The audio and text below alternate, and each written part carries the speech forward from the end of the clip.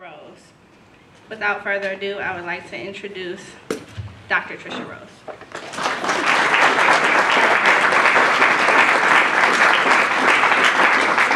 Well, good evening, everyone. How are we? I really am incredibly grateful to come here. It's rare that I have an opportunity to speak to students who are thinking and either engaged in these issues in the classroom so directly, not just hip-hop, but hip-hop and the question of social justice, which is a very specific lens for thinking about hip-hop.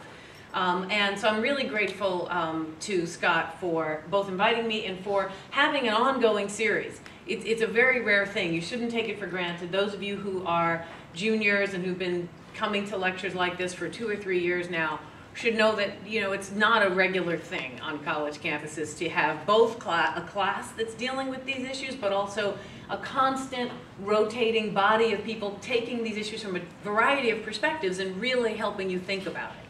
So do sign up for Scott in the back. I'm now going to promote his promotion because it's very important that you all participate in it.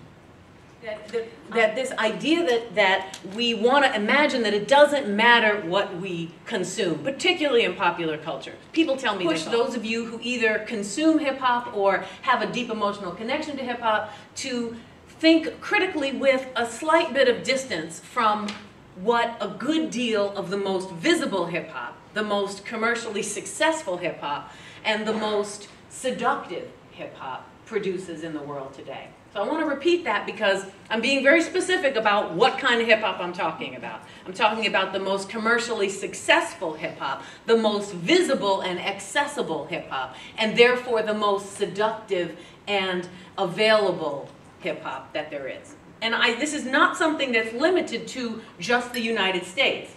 That is to say that American hip-hop, we are what we love. That is to say, we are what we emotionally attach to. And so we begin to embody the very narratives that really are designed to devalue ourselves. Now, does that mean everybody's taking it dead seriously and intentionally consuming it with this in mind? Absolutely not. In fact, quite the contrary. It happens much more subtly and much more playfully. If it were serious that way, I think we'd have a better chance of challenging it and walking away. But it happens in such a way that we get invested and we take it up. The second thing that it does is that it makes the kind of multiracial community that hip-hop is really quite famous for generating, which is it takes stories of everyday life that people can really attach to from different points of view and turns it into a cross-racial nightmare, basically, a story where this is the only story you can tell to get any status, to get any connection. So at the end of Hip Hop Wars, I spend a substantial section saying, well, what are we supposed to do about this, right? Because, I mean, clearly this isn't pretty. And clearly I'm making an argument that it needs to change to keep the spirit of the diversity of creativity of hip hop alive. Because if I thought it didn't impact the underground, if I thought it didn't impact young people every day, then I would say, well, look, this is some BS, ignore it, you know, let's move along. But in fact, it's a huge investment. Right? I live and breathe hip-hop, and, you know, as a generation, one cannot legitimately expect anyone who says that to turn away. So the question then is, how do you approach it? Now, there's some very what I call flat-footed ways of thinking about it that I avoid, like ban, you know, don't buy this artist, buy this artist. Well, like, that's not going to get you anywhere.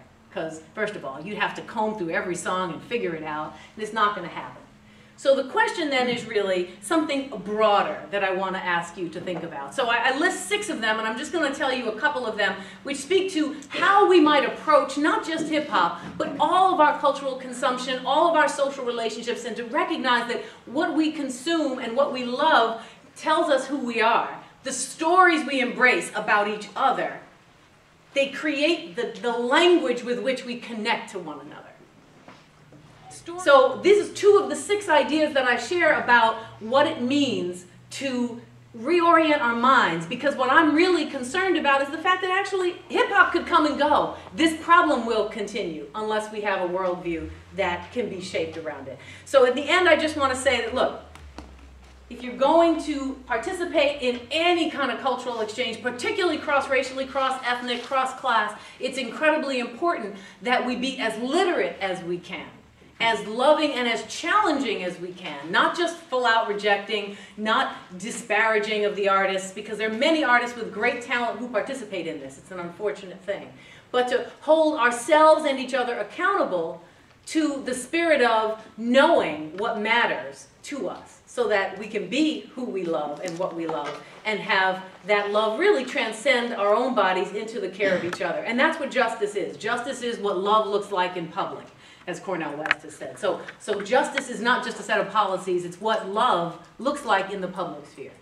So I want us to really see this as an act of caring and understanding for the interest not only of hip hop, but for the right kind of social relationships in the world. Thank you very much.